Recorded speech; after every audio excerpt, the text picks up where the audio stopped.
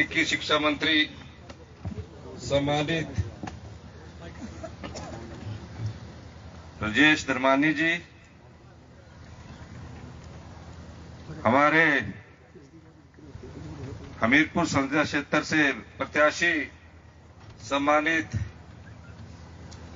सतपाल रायजादा जी, जो पिछली बार विधायक बने थे और उन्होंने भारतीय जनता पार्टी के प्रदेश अध्यक्ष सतपाल सत्ती जी को हराया था।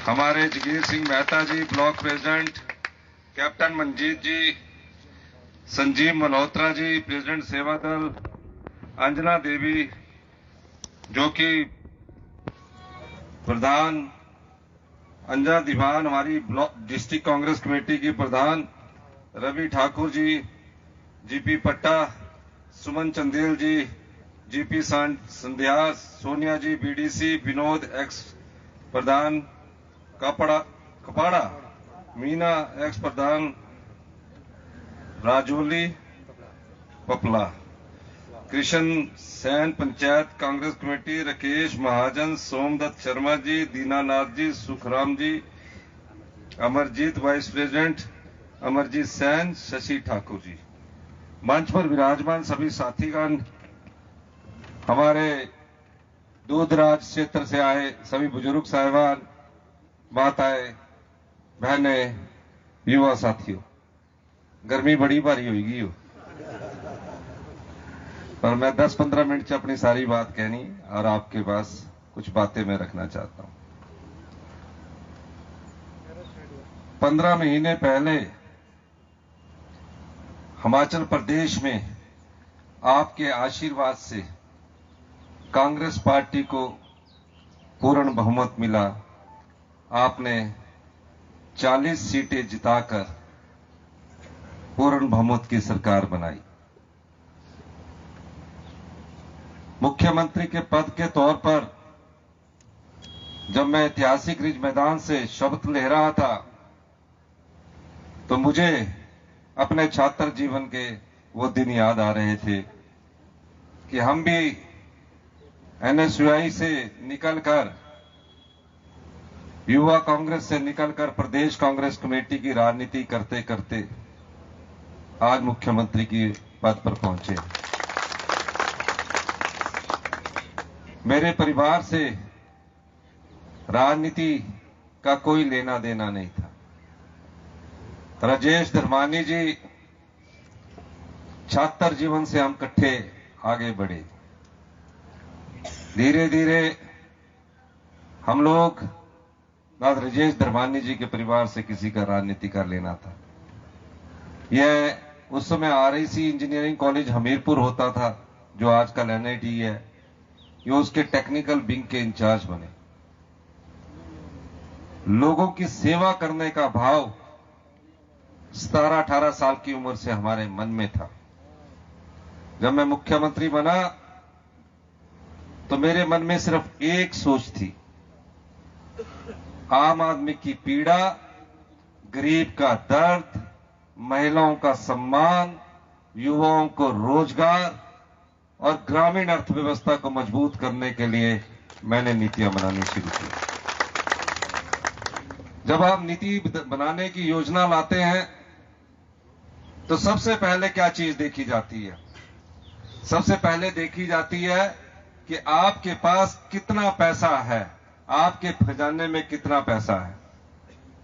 और जब भी कोई मुख्यमंत्री बनता है, उसके पास अधिकारी जब आते हैं तो पैसे का लेखा जोखा बताते हैं।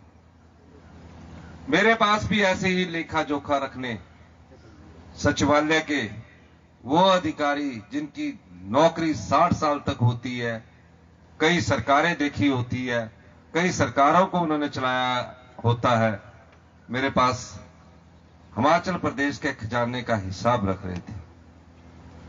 कह रहे थे हिमाचल प्रदेश के पास पैसा नहीं है, सरकार चलाने में दिक्कत आएगी, केंद्र में भारतीय जनता पार्टी की सरकार है, आपको पैसा भी बहुत कम मिलेगा। मैंने कहा, जब भारतीय जनता पार्टी की राज्य में सरकार है और केंद्र में भी इनकी सरकार है थी, डबल इंजन की सरकार थी, तो क्यों खजाने का ऐसा बुरा हाल हुआ कि हमारे पास एक हफ्ते का भी खर्चा चलाने के लिए पैसे नहीं है। मैंने उन्हें स्पष्ट निर्देश दिया कि भ्रष्टाचार के चोर दरवाजों को बंद करना होगा, और मैंने उस पर कार्य करना शुरू किया। 1 महीना तक मैंने सारे नियम बदल दिए, कानून बदल दिए, और किस प्रकार हिमाचल प्रदेश के खजाने में धन आए उस प्रकार की नीतियों की तरफ सोचना शुरू किया। प्रभाव देखिए, हमारी स्पष्टवादिता थी। जो मैं आदेश देता गया उसको अमली जामा पहनाते गए। धीरे धीरे हमारी अर्थव्यवस्था में सुधार हुआ और पैसा हमारे खजाने में 1 महीने के अंदर आने लगा। हमसे कहा गया कि अगले महीने सरकारी कर्मचारियों को पे तक नहीं मिलेगी। मैंने कहा पे भी मिलेगी, अगर हम सच्चे मन से, सच्चे दिल से लोगों की सेवा करना चाहते हैं। हमारे मन में छल कपट नहीं होना चाहिए, सिर्फ सेवा भाव होनी चाहिए। हिमाचल प्रदेश में मंत्रिमंडल का विस्तार 3 या 4 दिन में हो जाता था। हमने 1 महीने के बाद मंत्रिमंडल का विस्तार किया। क्यों किया? क्योंकि मैं नियम, कानून और अर्थव्यवस्था को ठीक करने के लिए पूरा ध्यान देना चाहता था। 1 महीने में मंत्रिमंडल के विस्तार के बाद सबसे पहले हमारा दायित्व बनता था कि प्रदेश के जो युवा लोग हैं, जो बेरोजगारी सहन कर रहे हैं, जिन्हें रोजगार के अवसर नहीं मिल रहे हैं, उन्हें रोजगार के अवसर पैदा किए जाए। तभी मुझे एक सूचना मिलती है कि हमीरपुर का जो सबॉर्डिनेट सिलेक्शन बोर्ड है, वहां के कर्मचारी और अधिकारी मिलकर युवाओं के साथ धोखा कर रहे हैं। जो रोजगार के अवसर उसके माध्यम से निकलते थे, जिन भी पोस्टों के इंटरव्यू होते थे, उनके पेपर लीक कर दिए जाते थे, बेच दिए जाते थे, और कभी कभी तो नीलाम कर दिए जाते थे। हमने जाल बिछाया और फरवरी में मुझे सूचना मिली कि पेपर जो होने जा रहा है उसके पेपर बेच दिए गए हैं। मैंने तुरंत प्रभाव से भ्रष्टाचार पर लगाम लगाने के लिए सबॉर्डिनेट सिलेक्शन बोर्ड को भंग कर दिया। संविधान के अनुसार उसको भंग करने के लिए विधानसभा में बिल लाना चाहिए था। मैंने कहा नहीं, मेरी आंखों के साथ उन युवाओं को धोखा हो रहा जो पढ़ लिख कर एक सरकारी रोजगार चाहते हैं। मैं एक आम परिवार से निकला हूं, मैं जानता हूं घर में सरकारी रोजगार की कितनी महत्वता होती है। और देखिए, ना नुकर होने के बाद मैंने भ्रष्टाचार पर लगाम लगाई और सबॉर्डिनेट सिलेक्शन बोर्ड भंग हो गया। मैंने पूछा भारतीय जनता पार्टी के समय कुल कितने 5 साल में रोजगार के अवसर पैदा हुए? जवाब था 5 साल में सिर्फ 20,000 लोगों को रोजगार के अवसर मिले। 20,000। और जो रोजगार के अवसर मिले जिसमें JOIT था, उसमें भी 2020 में पेपर हुए थे, रिजल्ट नहीं निकाल पा रहे क्योंकि कोई हाई कोर्ट में फंस गया, कोई सुप्रीम कोर्ट में फंस गया। जयराम सरकार गंभीर नहीं थी। हमेशा विधानसभा में हम जब सवाल पूछते थे, कहते कोर्ट में फंसा हुआ है। मैंने अधिकारियों को निर्देश दिए, कोर्ट के सभी मामलों को सुलझा लिया जाए। और मुझे खुशी इसकी बात की है, 5 साल पहले जो एग्जाम हुए थे उनके सबके मामले सुलझाकर उनको अब नियुक्ति पत्र देने की तैयारी की जा रही है। यह गंभीरता है। जब एक आम परिवार का, किसान का बेटा, कर्मचारी का बेटा संघर्ष करके मुख्यमंत्री की कुर्सी पर पहुंचता है तो उसके मन में हमेशा दर्द होता है। मैंने कहा कितने शिक्षा संस्थान है जो खाली पड़े हुए हैं, कितने ऐसे संस्थान है जो खाली पड़े हुए हैं। कहा 600 के करीब चुनाव से पहले भारतीय जनता पार्टी ने संस्थान खोल दिए, नोटिफिकेशन कर दी, लेकिन नियुक्तियां करने के लिए उन्होंने कुछ भी नहीं भरा, फाइनेंस से अप्रूवल नहीं ली। मैंने कहा इन संस्थानों को खोलने का फायदा क्या है। मंत्रिमंडल में चर्चा हुई, इन संस्थानों को खोल के फायदा क्या है। मैं यहां नोटिफिकेशन कर जाऊं कि यहां पीएससी रहेगी, नोटिफिकेशन आ गई, डॉक्टर 5 साल तक ना आए तो उस नोटिफिकेशन का कोई फायदा नहीं। मैंने स्कूल +2 कर दूं और +2 का टीचर ना आए, कोई फायदा नहीं होता। हमने उस झूठे संस्थानों को जिनकी नोटिफिकेशन की थी, आम जनता के हित में हमने कहा कि इसे हम दोबारा से सूचित करेंगे। और अधिकारियों से मैंने ये पूछा, सभी विभागों की खाली पोस्टें लाइए। तकरीबन 40,000 पोस्टें हमारी सरकारी विभागों में खाली है। जो सरकार चलाने के कामकाज की पोस्टें भी खाली है। मैंने बोला कुछ सालों में तो ये हमारा सरकार की कामकाज का जो नौकरी देने का है वो भी टूट जाएगा।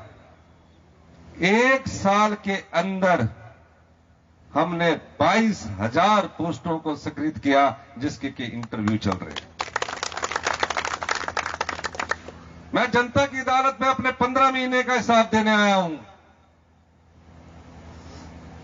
आईपीएच में, हर एक आईपीएच में पानी की योजनाओं को चलाने के लिए हमारे पास स्टाफ नहीं है। हमने fitter, electricians, pump operators, multipurpose worker चलाने के लिए 10,000 पोस्टों की स्वीकृति की है। और यहां के सब डिवीजन में भी धर्मानी जी को पता है 150 पोस्टें हमने इनको दी है। जंगलों में आग लग रही है। एक गार्ड है जिसको 15 किलोमीटर का एरिया दिया गया है। मैंने कहा जंगलों की ऐसे सुरक्षा नहीं होगी। 261 पोस्टें वन मित्र की हमने स्वीकृत करवाई है। स्कूल खाली है। हमने 6500 पोस्टें बैच वाइज नियुक्ति पत्र मिलने का इंतजार कर रहे हैं। हमारे बैच वाइज को 250 लोगों को नियुक्ति पत्र मिलने की तैयारी है। 250 पोस्टों की लेक्चरर, टीजीटी, संस्कृत की पोस्टें एडवर्टीजमेंट हो रही है, जेबीटी की पोस्टें एडवर्टाइजमेंट हो रही है। सबको रोजगार मिलने के अवसर मिल रहे हैं। 1231 पुलिस के कांस्टेबलों की भर्ती की हमने स्वीकृति दे दी है, जिसमें 30% महिलाओं को पुलिस की भर्ती में आरक्षण होगा। 984 पोस्टें पटवारी की भरने की हमने स्वीकृति दी। क्यों? हिमाचल प्रदेश में पिछले 5 साल में जिस प्रकार की अव्यवस्था थी, यह तब स्थिति पैदा हुई।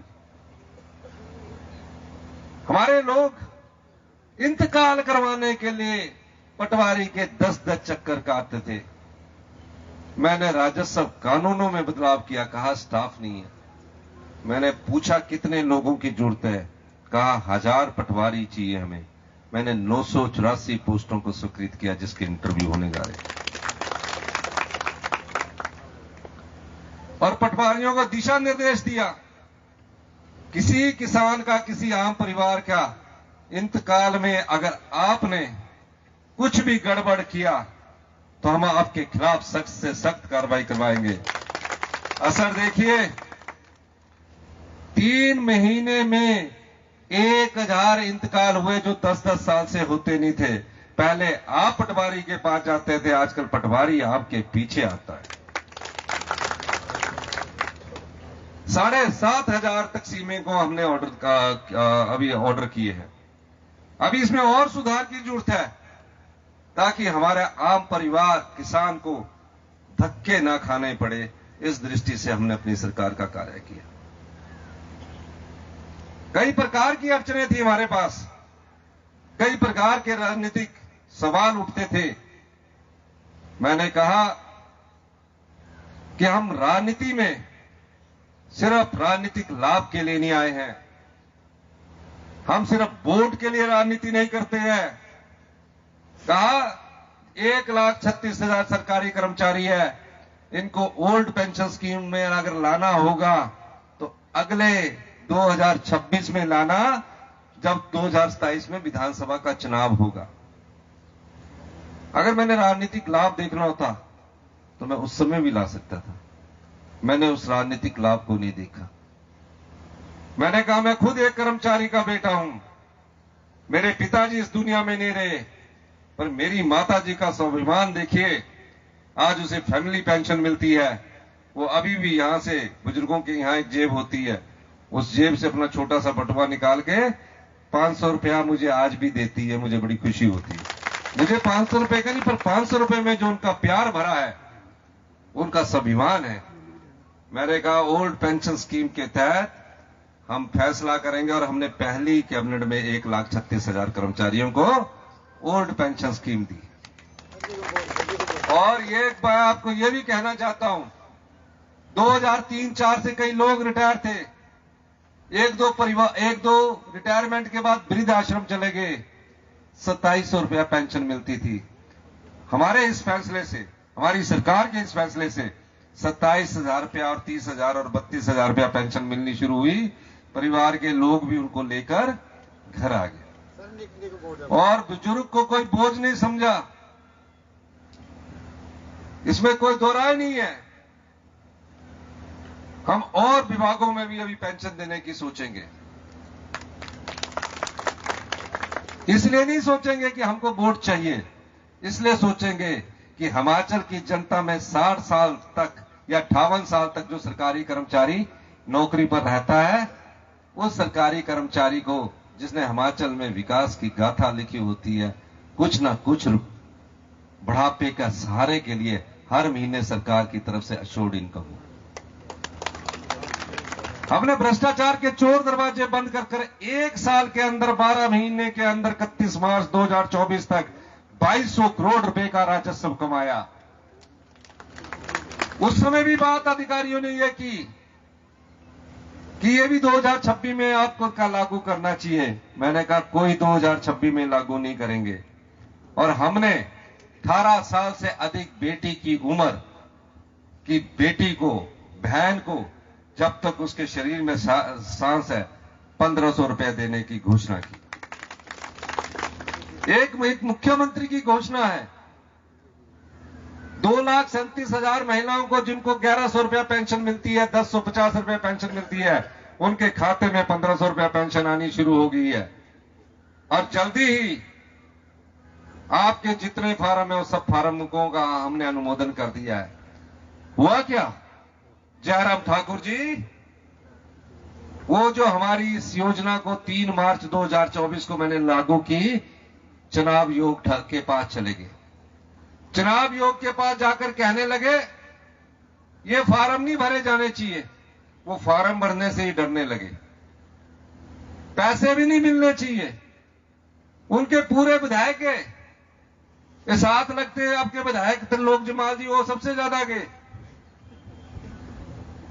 सब बड़े बड़े नारे लगा रहे थे, पेंशन नहीं मिलनी चाहिए। जब 1500 रुपए की हमारे को बोलते थे, 1500 रुपए कब देंगे? जब देने के लगे तो वहां चले गए चुनाव योग, पैसा रखवा दिया, फॉर्म रखवा दिए।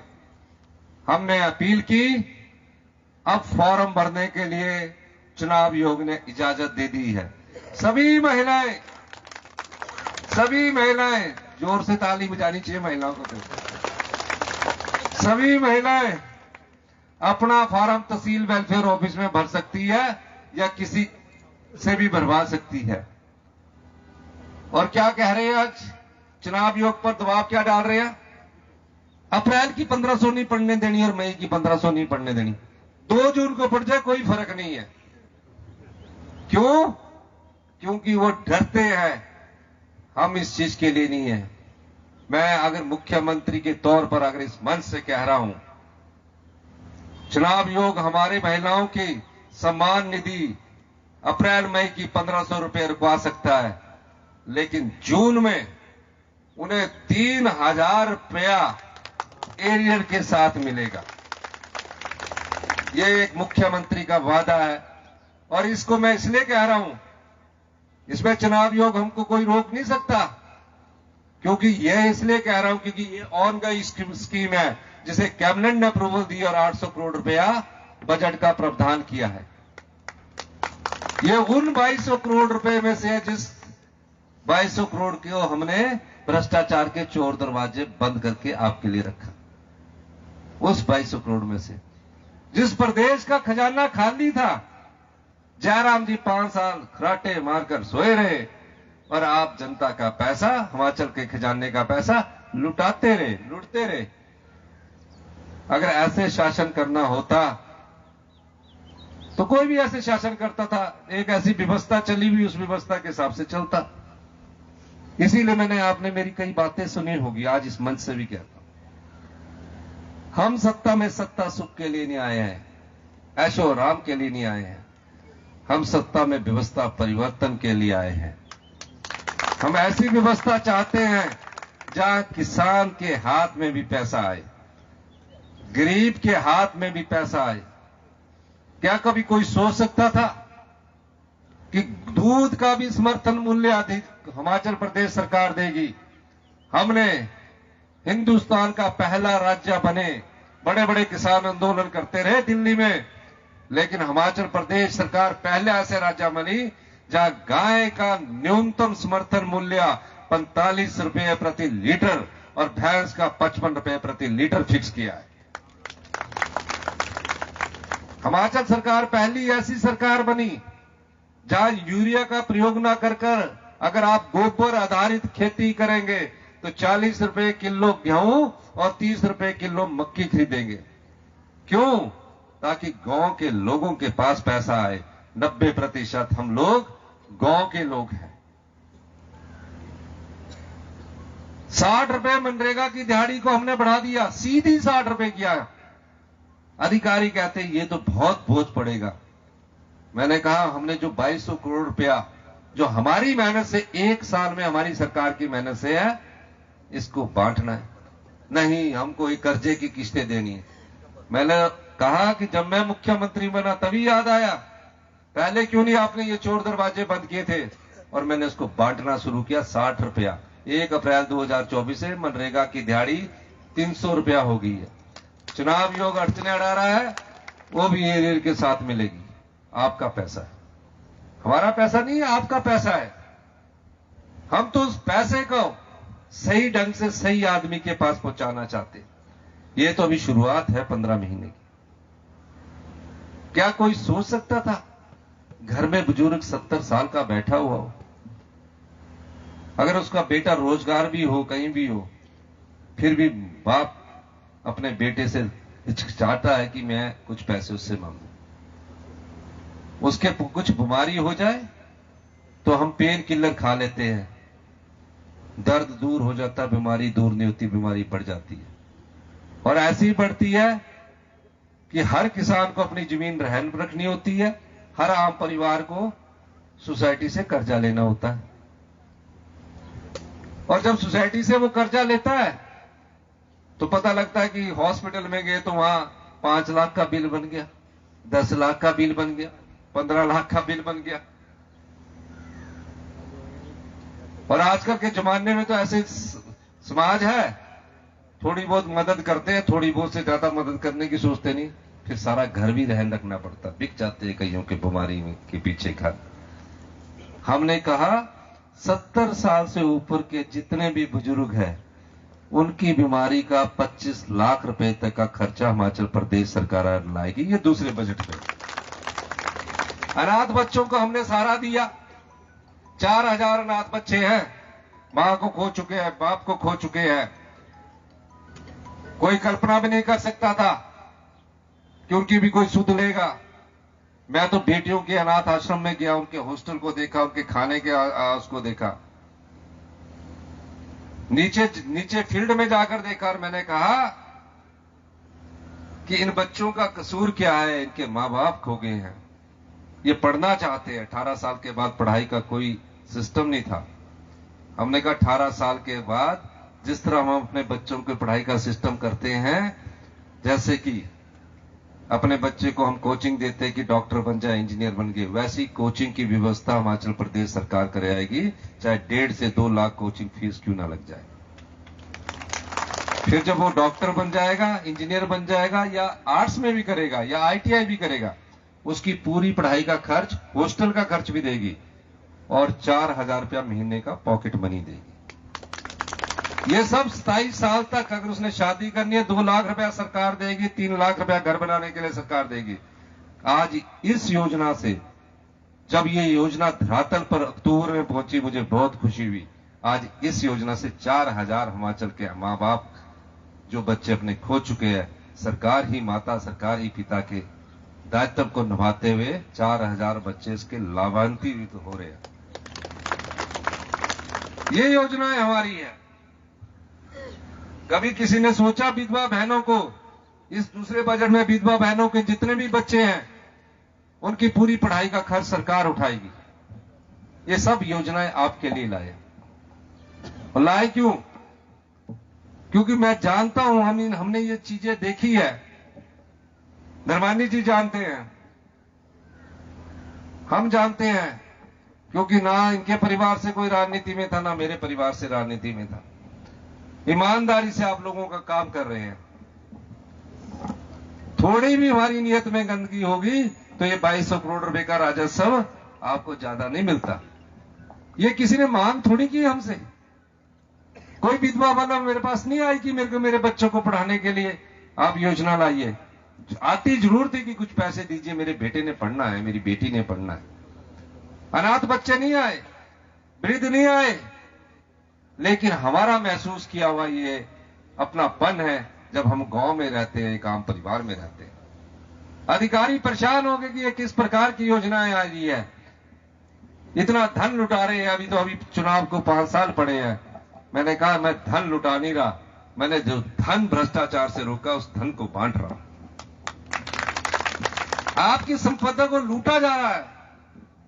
बड़े बड़े खनन माफिया हो गए। कोई शुक्र खड्ड में क्रशर लगाया हुआ पूरी खड्डी खा गए हुए, कोई पुंग खड्ड में लगाया हुआ पूरी पुंग खड्डी सूख गई, पत्थर ही नहीं नजर आते थे। छोटे होते थे तो हम देखते थे बड़े बड़े पत्थर है, दरिया में पत्थर डाल के आगे पार करते थे। होता था ना, जब कभी पानी हो तो बड़ा बड़ा पत्थर रख लेते थे, फिर एक पैर रखना तो उससे आगे जो है ना, होता था ऐसा। आजकल पत्थर ही नहीं नजर आते और बड़े दानवीर बने हुए हैं। चुनावों से पहले खूब पैसा बांट देते हैं, 50 लाख 1 करोड़, फिर सत्ता में आकर क्या करते हैं? सत्ता में आकर सत्ता के दबाव में धन ज्यादा कमाने की सोचते हैं। ऐसे लोगों को सबक सिखाने के लिए, भू माफिया और खनन माफिया को सबक सिखाने के लिए, मैंने जब खनन माफिया पर नकेल डाली, मैंने क्रशर बंद कर दिया।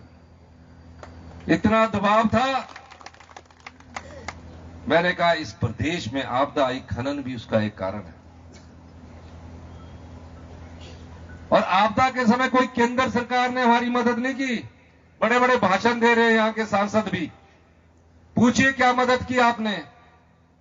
गुजरात में, उत्तराखंड में special relief package Bharatiya Janata party की केंद्र की सरकार ने दिया। इतिहास की सबसे बड़ी आपदा हिमाचल प्रदेश में आई। हर जगह तबाही का ऐसा मंजर था कि पक्के से पक्के घर पानी में बह गए। कई लोग तो सिर्फ अपनी जान बचाकर भागे, कई लोग अपनी जान भी नहीं बचा पाए। इस आपदा में 551 लोगों ने अपनी जान गंवाई। कोई सहानुभूति का पत्थर तक भी नहीं आया। हमने लोगों से अपील की, आपदा राहत कोष बनाया, और खुशी देखिए, पूरे हिमाचल प्रदेश से, चाहे पेंशनर थे, चाहे बुजुर्ग थे, चाहे किसान थे, चाहे माताएं थी, बहनें थी, छोटे छोटे बच्चे गुल्लक लेकर आपदा राहत कोष में दे रहे थे। और भारतीय जनता पार्टी वाली कोई स्पेशल रिलीफ पैकेज नहीं दे रहे थे। 22,000 परिवार सड़कों पर आ गए। हिमाचल प्रदेश में एक पक्का घर बड़ी मुश्किल से बनता है। पाई पाई जोड़कर मेहनत करके एक पक्का घर बनता है, पूरे उम्र की कमाई पक्के घर में लग जाती है। कुछ ही पल में पानी उसको बहा कर ले जाए, उस घर पर क्या बीतती होगी, ये दर्द हम जानते थे। अधिकारी कहते थे सिर्फ 1.5 लाख मिलेगा। हमने कहा 1.5 लाख नहीं मिलेगा, मुझसे आपदा प्रभावित परिवार गले लगकर मिलते थे। ये मांग नहीं की उन्होंने कि हमको 7 लाख रुपए मिलना चाहिए। मैंने उनके दर्द को समझा। कहा नियम बदलने पड़ेंगे, कानून बनाना पड़ेगा, अभी विधानसभा सेशन नहीं है। मैंने कहा अध्यादेश लाइए, हम 1.5 लाख से उनके जख्मों पर मरहम नहीं लगा सकते। हमने नियम बदल दिया, हमने कानून बदल दिया, और प्रधानमंत्री आवास योजना का जो 1.5 लाख रुपया मिलता था, हमने कहा हम 1.5 लाख नहीं, हम अपने परिवारों को 7 लाख रुपए देंगे। हमने 7 लाख रुपए। ये कोई मांग नहीं हो रही है, 15 महीने में मेरे द्वारा, हमारे द्वारा अनुभव किया हुआ कार्य है जो मैं आज आपके बीच में उतारूं। हमें क्या पता था कि हमारी 14-15 महीने की सरकार को भारतीय जनता पार्टी गिराने के लिए षड्यंत्र रच रही है। जयराम ठाकुर जी उस षड्यंत्र के मुखिया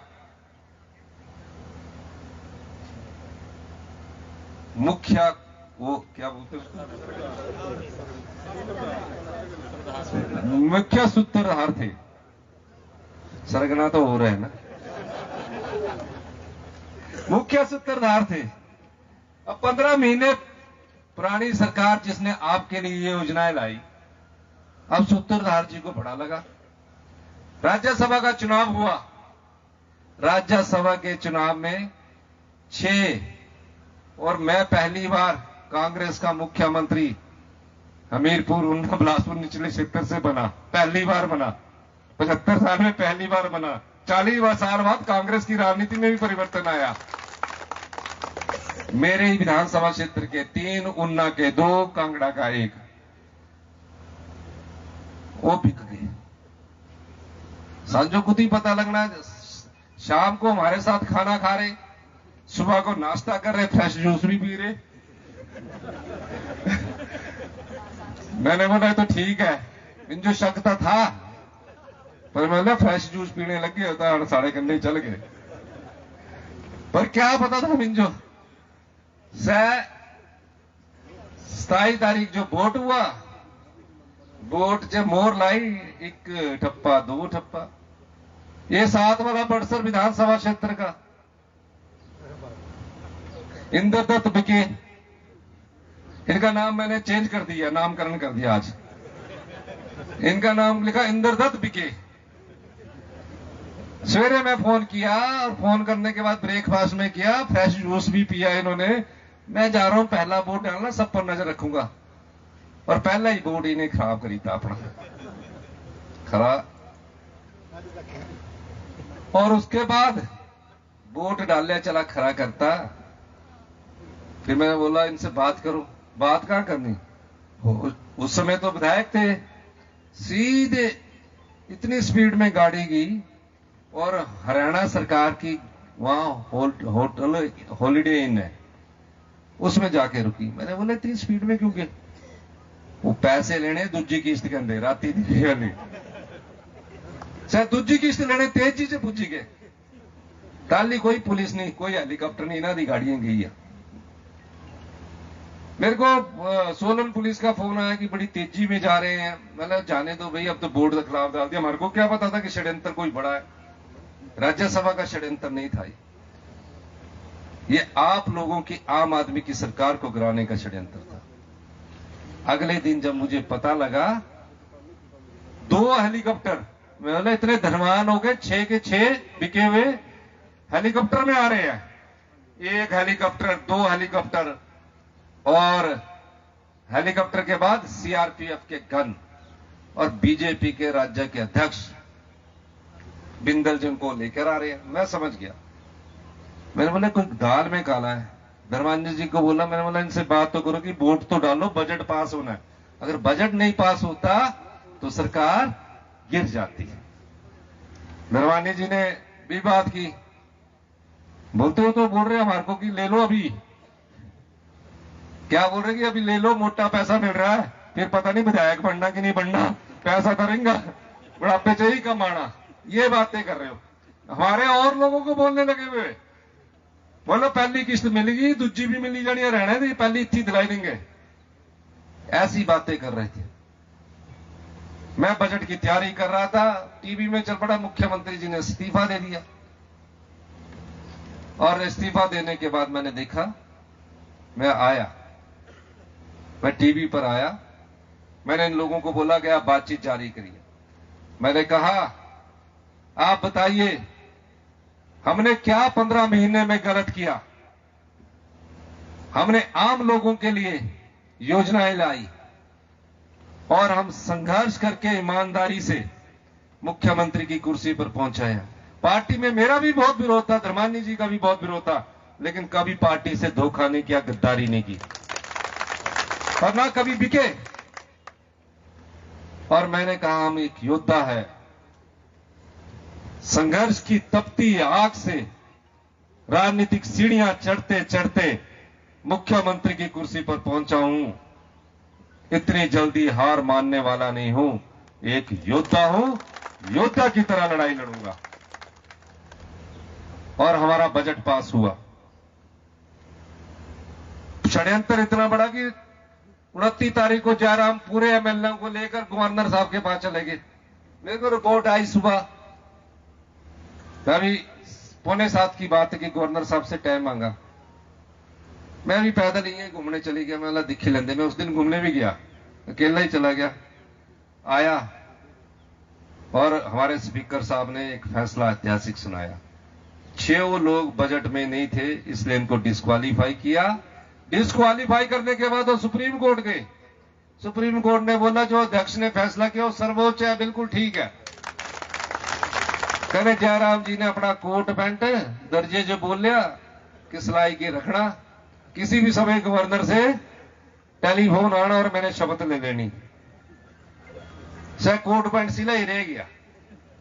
कहा, इस सरकार को तो भगवान भी नहीं बचा सकता, हमारी उसी सरकार को जनता के आशीर्वाद से, हिमाचल के देवी देवताओं के आशीर्वाद से भगवान ने बचाया, जो हम आज आपके बीच में। फिर देखिए, 1 महीना तक ये 6 और 3 9 विधायक भारतीय जनता पार्टी के राजनीतिक षड्यंत्र के तहत हमारी सरकार जो गिराने का अमली जामा पहनाते रहे। हिमाचल में आए नहीं, अपने परिवार के लोगों से भी नहीं आए। कुछ परिवार के लोग तो मेरे पास दिन में आकर खाना खाते थे, हमारी बातचीत चल रही है, जल्दी वापिस आ जाएंगे। मैं भी बड़ा खुश हो जाता था कि रास्ते में आ गए, पर नहीं, उनके पास जो भारतीय जनता पार्टी का सामान से भरा अटैची था, उसका दबाव इतना था कि परिवार के लोगों से बात करने में भी घबराहट हो रही थी। 1 महीना कभी पंचकुला गए, कभी हरिद्वार गंगा में, कभी ऋषिकेश में, कभी वो ललित होटल में। गंगा मैया ने बोला, भाई तुम अब कम ही ना हो, तुम्हारे चक्कर में हम भी मैले हो जाएंगे और अच्छे लोग आते हैं यहाँ नहाने के लिए। और आप देखिए, 1 महीना तक हमारी सरकार को गिराने का षड्यंत्र रचते रहे। मैं आज आपके बीच इसलिए आया हूं, हमारी सरकार को कोई खतरा नहीं है। हमारी सरकार तो पूरे 5 साल चलेगी, 3.5 साल और चलेगी। हमने 2 विधायकों को भी एमपी का चुनाव लड़ा रहे हैं, विनोद सुल्तानपुरी जी को शिमला से और विक्रमादित्य को मंडी से।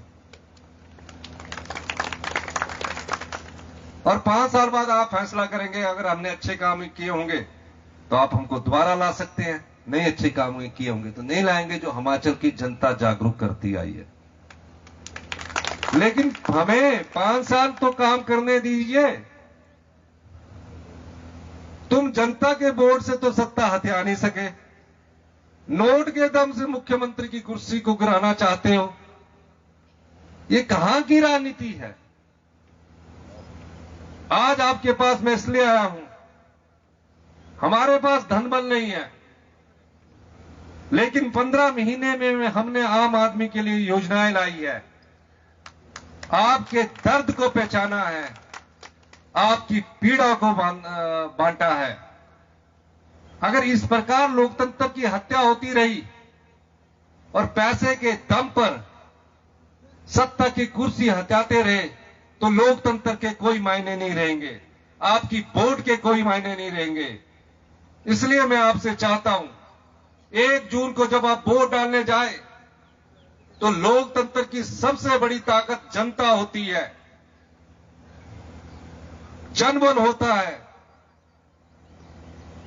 आप लोग 1 जून को हिमाचल की जनता और 12वीं विधानसभा की जनता, पूरे हिमाचल की जनता से मैं यह अनुरोध करना चाहता हूं 1 जून को हमारी कुर्सी के लिए नहीं है खतरा।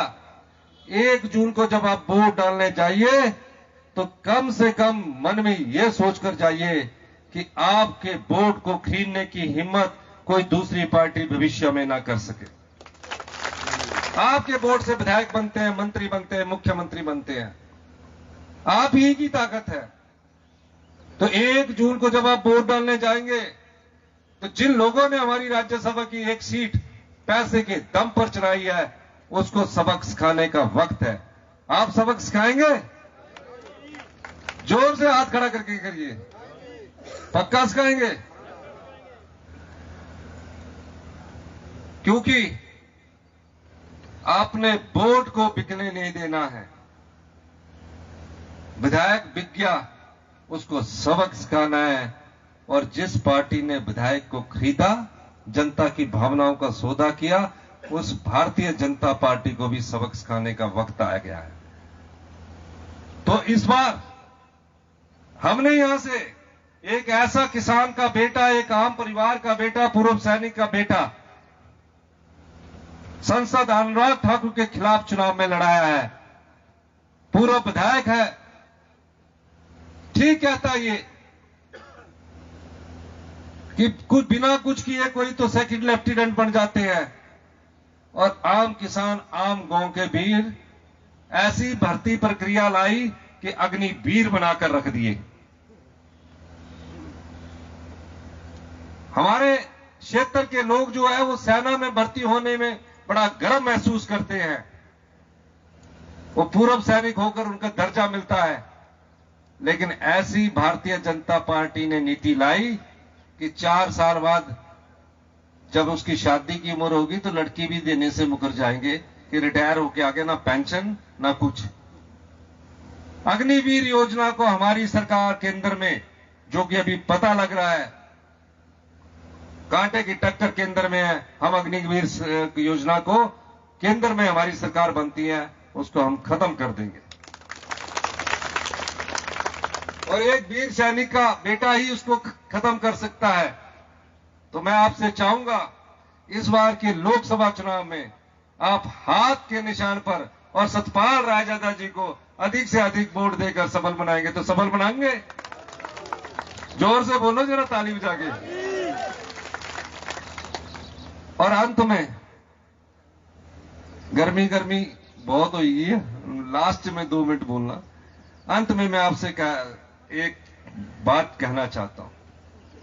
लोकतंत्र की ताकत जनता का बल है। तो जनबल, आप बोलो हाथ खड़ा करके, जनबल। पीछे से नहीं बोल रहे। जनबल, धनबल। धन्यवाद। जय हिंद, जय भारत।